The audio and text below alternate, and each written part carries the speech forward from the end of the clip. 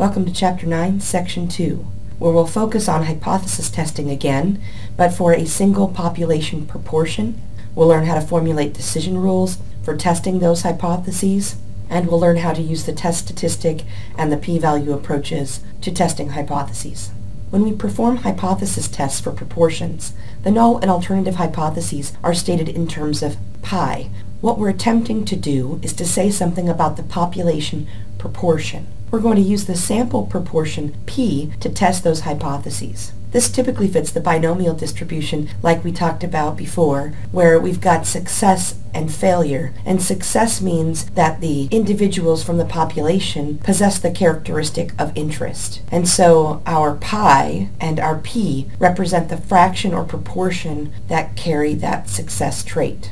This is just a reminder of some notation when we talk about proportions. P really is just the number of successes in the sample divided by the sample size. When n times pi and n times 1 minus pi are bigger than 5, p is approximately normally distributed, with the mean at pi and the standard deviation of the square root of pi times 1 minus pi divided by n. We're going to focus on the scenario where we can assume that p is normally distributed.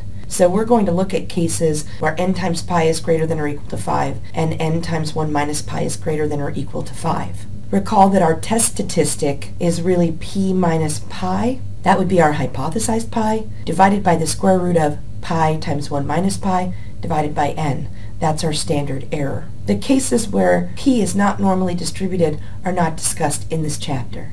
So let's look at an example of doing a hypothesis test for a proportion. This will look much like what we did in the video for 9.1. A marketing company claims that it receives 8% responses from its mailings. To test this claim, a random sample of 500 people were surveyed and 25 people responded. Test at the 5% level of significance. So we run the check. Is this approximately normally distributed? 500 times 0.08 is 40. 500 times 0.92 is 460. Since both are greater than 5, we can assume p is normally distributed.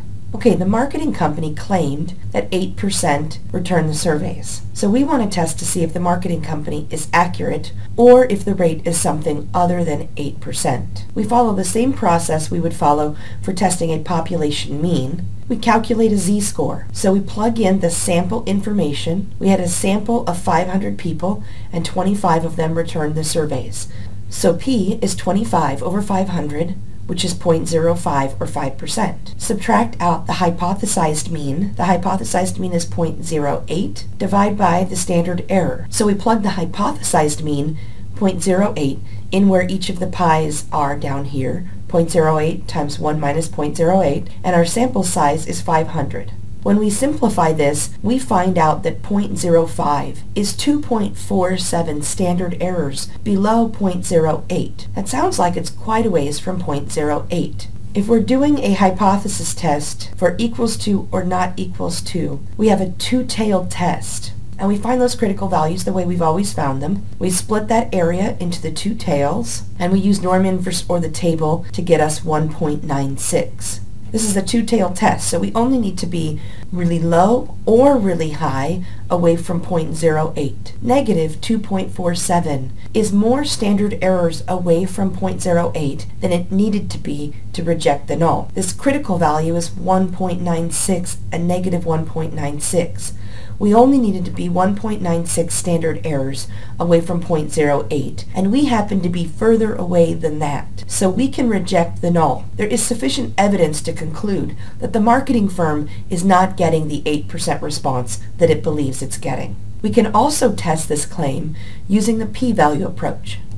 Remember, for two-tailed tests, we always find that probability and then multiply it by 2. We do that to represent the probability being that far or farther away from the hypothesized value in either direction. So we can find the probability of being less than 0.05, assuming our 0.08 is the true pi. That happens to be 0.0068. If we multiply that value by 2, we get the p-value of 0.0136.